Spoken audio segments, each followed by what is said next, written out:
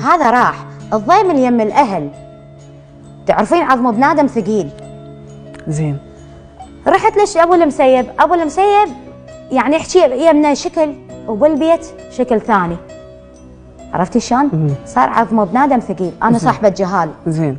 يعني ست شغل لك نطب للحمام المي حار ينقطع. افراش انا اشتري من البال افراش. نعم. ايش قال لي؟ قال لي خلينا ناخذ الشتة قاعد العام بلكة تطلع لي فلوس ابني لك غرفه. زين. اللي هو اخوي انا بس ما جاي بس على رجل طليقي، جاي حتى على اهلي. والله ست راح للتقاعد العام لقى ما عندي فلوس. نعم. ست حكايه منا من مرته اللي هي بنت عمي قبت يعني صارت مشكله، لزمني جلدني بالحزام خلاه وطردني. اللي هو المسيب اللي قلت عزمني عيوني. نعم.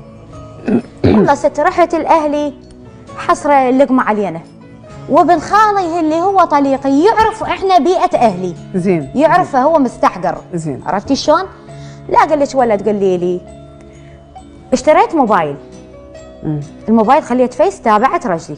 زين. اجى من تركيا خابرته قلت له تعال اسال على اهلك على جهالك، انا خلنا نولي انا بيها كل الغلط. قال باعي ذيك محكمه وش تسوي سوي. لا اجي ولا اسال. زين. ست قمت سويت تفريق. زين. من 2018 ل 2022 للهجر. للهجر، تفريق عدم الانفاق. انفاق هم جائز. كله موجود اللي احكي فيها. نعم جائز. والله المهم ست لا قلت ولد قال لي نشر سياره على الفيس. هسه هو اليوم راح يعرف. نشر سياره على الفيس، انا طبيت له بهيئه ولد. قلت له هاي السياره المن؟ قال باسمي. قلت له في تبام الماكينه ما اعرف شنو. من قال باسمي رحت حجزتها بالمرور.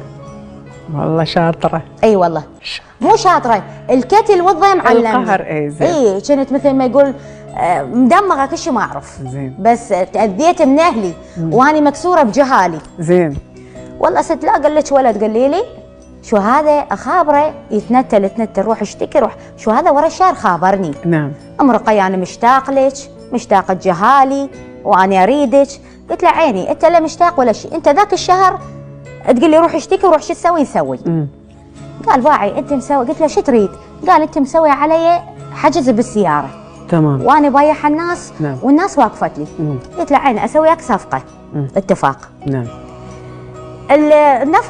النفقات من 2018 لل 22 صارت علي 20 مليون، حكم لنا القاضي 450. ثلاثتكم؟ ثلاثتنا. نعم. كل واحد 150. كل واحد انا 175 كنت جال 130 تقريبا 135. المهم ست راكم علي 20 مليون من 5 سنين. وانا حجز السياره علي. فهذا ايش سوى؟ الضغط. زين. انا اريد اطلع من ذولا وين ما اروح عظمي ثقيل. نعم. المهم ست لا قال لك ولد قال لي قلت له ترجعني بس تقعدني ببيت كل شيء ما اريد. انا وجهالي. قلت له وانا اجيب ماكينته واخيط. ما ذب عليك مسؤوليه. قلت له بس قعدنا نريد ناكل لنا لقمه ونريد ننام براحه ما حد يخوفنا. عرفتي ست؟ لا قال لك ولد قال لي قلت له وصل الامانه ذني المتراكمات اسوي نوصل الامانه. ها؟ والنفقات اتنازل من عتن. عرفتي ست؟ لا قال لك ولد قال لي قال خوش اتفاق والله. نبش رجعت ايش قلت له؟ قلت له وصل الامانه انا والنفقه ذني المتراكمات اتنازل من عتن.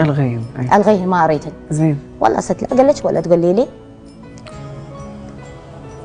اتفقنا على هذا الاتفاق. قلت له كانه اهلي ما يدرون بين انت مخابرني وانا مخابرك. حاجه اخوي كريم الصغير.